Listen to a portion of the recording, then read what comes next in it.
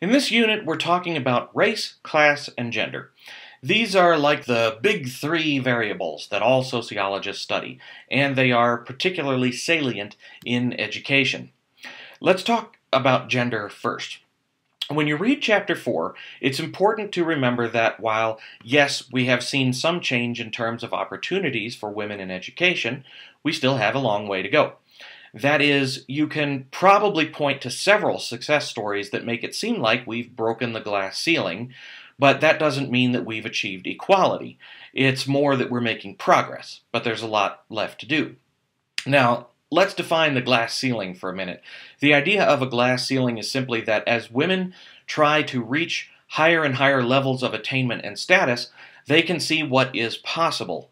But there are still barriers that keep all women from reaching their goals, from reaching the top. That's why it's a glass ceiling. You can see the top, you just can't always reach it.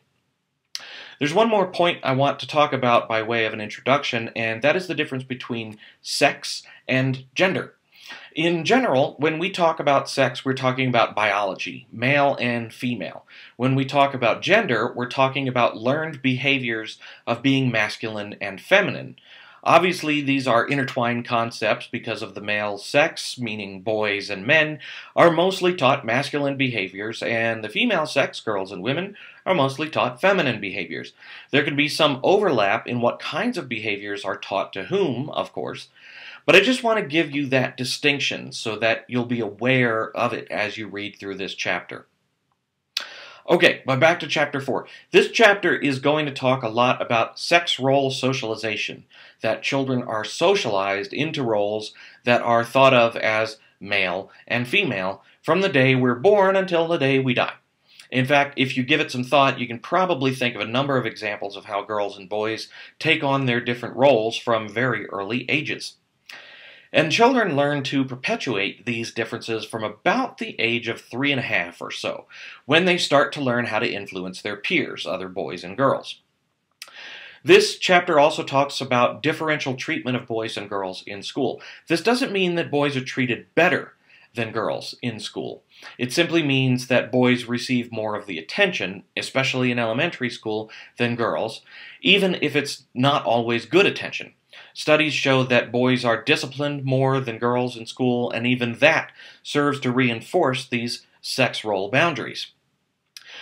Make sure you take a look at Table 4.2, the percentage of bachelor's degrees earned by women and men by field, as it compares over about a 15-year period. Interesting stuff there. Lastly, on this topic, there's a lot of debate still on single-sex schools, particularly colleges, and whether they provide the supportive background that women need to succeed, or whether they merely reinforce gender stereotypes, that women need to be treated specially from men in order to succeed. Now, that's a good segue into the discussion on race and ethnicity, because there's a similar debate on schools being established specifically for children or college-age students that are separated on the basis of race, particularly schools for African American children and young adults that provide them the support they need to overcome some of the race-based discrimination that they have likely experienced from an early age. Again, two sides to this issue. Is it supportive, or does it serve merely to continue to separate African American students from other ethnicities and reinforce that they need to be treated specially? Think about it. Another thing to note as you read through the second half of Chapter 4 is that race and social class are inextricably linked to each other. That is to say, there is a disproportionate amount of minority students who are also raised in low-income families.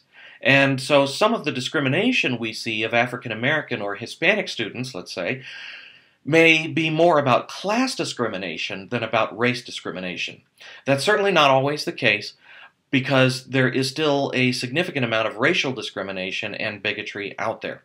But just be aware of how social class of rich versus poor plays into those experiences. You're going to have to read about the concept of white flight in this chapter, of how whites have, over the last 4 decades or so, moved to the suburbs, and in essence, segregation has remained in schools simply because neighborhoods are segregated. There's a big table, Table 4.5, that shows the percent of minority enrollments in schools in the top 25 largest school systems and take a look at those percentages. Look at how they've changed over time as an indicator of this concept of white flight. Last thing, you're going to read about the experiences in education of select minority groups, including one that is largely overlooked in many studies, Native Americans. Most studies of race or ethnicity in American schools focus on the experiences of African Americans, Hispanics, or Asian students. But there is a lot to be learned from the experiences also of immigrant students and from Native Americans. Be sure to read Box 4.2, An Indian Father's Plea by Robert Lake, aka Medicine Grizzly Bear. It's fascinating, and it's a bit sad to try to understand what this father's son is going through in a more traditional school system. So that's it for this week. Be sure to take the quiz and head on over to the discussion forums for some more stimulating discussion.